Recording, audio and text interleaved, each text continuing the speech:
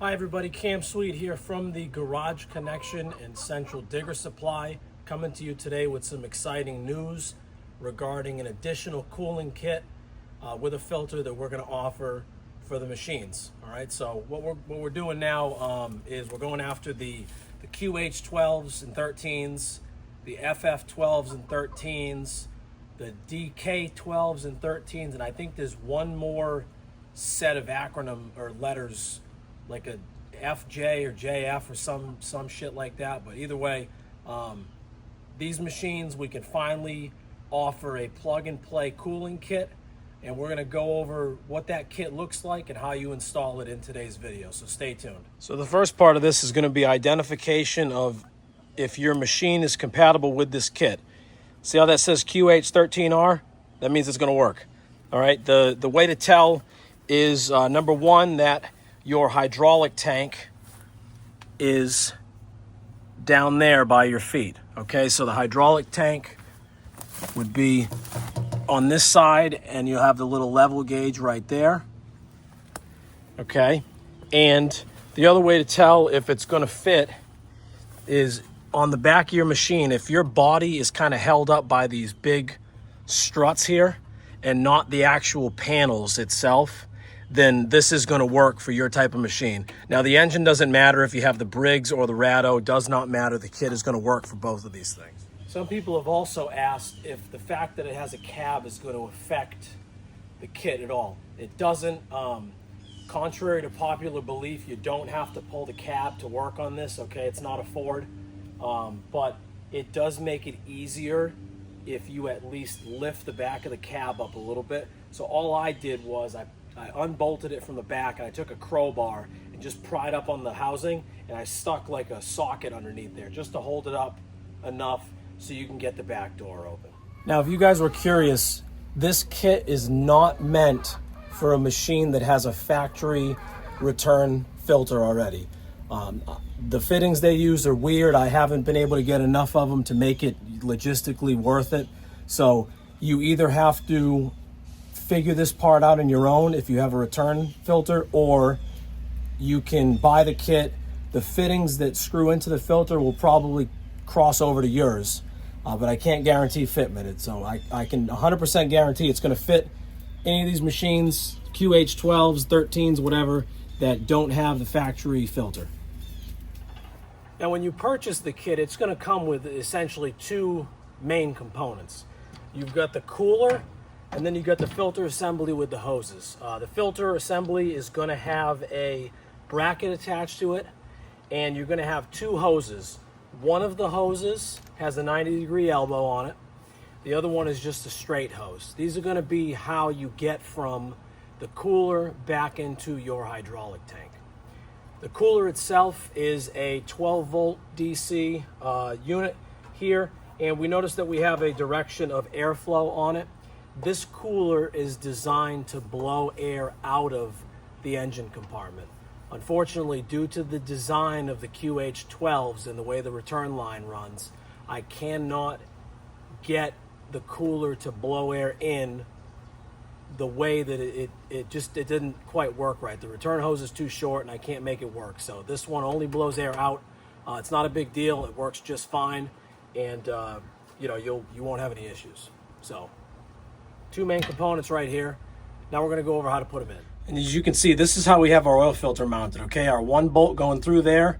We have our two Phillips going into our filter housing, and you see that direction of flow arrow going that way, okay? So what's going to happen is the hydraulic fluid is going to enter through the bottom, coming out of our valve body, go into our cooler, come out of our cooler through this hose, go into our return line, come out of the filter, come out of the filter, and travel back through that bottom hose to our hydraulic fluid reservoir.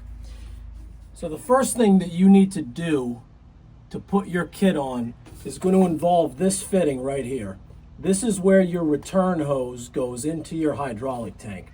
So what you want to do is unscrew this fitting, and you want to take the return hose and push it over to the left side of the machine. The goal being to make your return hose come out on this side of the machine and attach to where we're going to install our hydraulic cooler. Obviously, I have this one in here already, but I just want to show you, this is kind of the end game right here. You want to make sure that it gets over to this side of the machine. So the next thing we got to do is mount our hydraulic cooler assembly. Now, as you can see, this one's already in here, but I want to show you what we're doing. We got an electrical plug, we got a fitting, and then we got a 90-degree fitting over here, okay? When you put this in, it's going to go like this, okay? So the cooler is going to be towards the engine, the fan is going to be towards the outside, all right? And what we're going to end up doing is utilizing these two outside holes to bolt to, all right? So the cooler is going to stand straight up like this, and what I found the easiest thing to do is screw your return hose onto this fitting first. Once you get it in there, that way you got some mobility. Screw the return hose in, and then what you want to do is drill a hole pretty much at the bottom of this angled metal here. You want to get it, I don't want to say as close to the bottom as you can, but get it pretty far way down and put that bolt in and tighten it down. And what that's going to do is it's going to kind of hold the cooler in here so you can transpose where to drill that top hole. You'll be able to line it up and you'll go, okay, the hole's going to be right around there. And you know, the holes are slotted, so you can be a little bit off. It's not too critical. You want to make sure that your electrical plug is pointing down, okay? And you want to make sure that it's not so high that you're not going to be able to use your cup holder, all right? There are cup holders in this machine, and this kit is designed to keep the use of that cup holder. We'll go with right around here. That's good enough.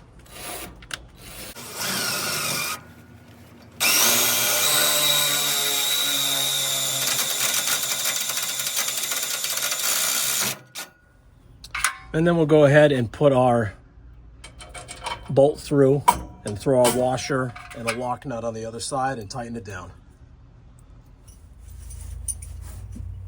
So once it's mounted, this is what it's going to pretty much look like. You're going to have that return hose that you rerouted from the other side coming up into the bottom.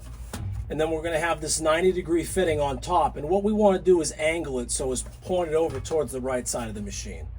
Okay?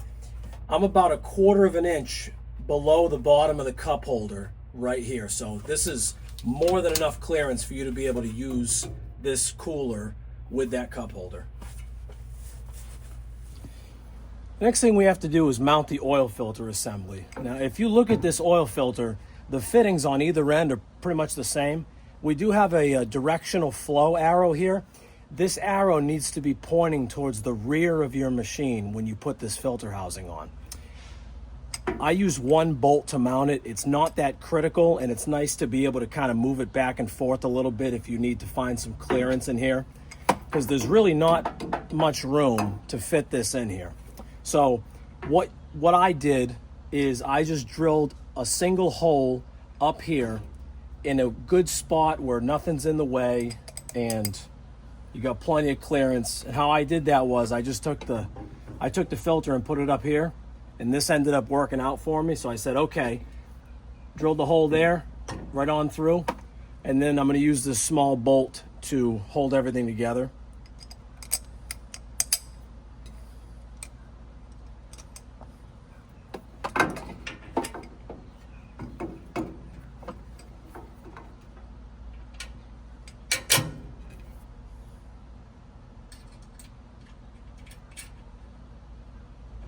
So we'll go ahead and get this snug down, and then we'll move on to the next step. And the final part before we move on to wiring is going to be the installation of the hoses. So I have the hose here that's got the 90-degree bend on it, and then we have a straight end. The straight end is going to go way down here on your factory return into your hydraulic tank right there. Straight end's going to screw onto that. This 90-degree end is going to go on the outlet of your filter housing, and the hose is essentially going to loop right down there. So let's go ahead and get that installed right now.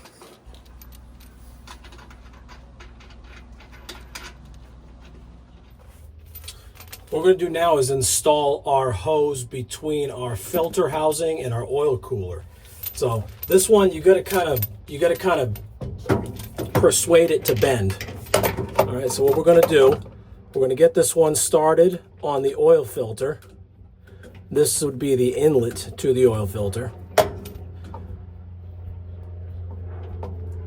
Go ahead and thread this all the way down.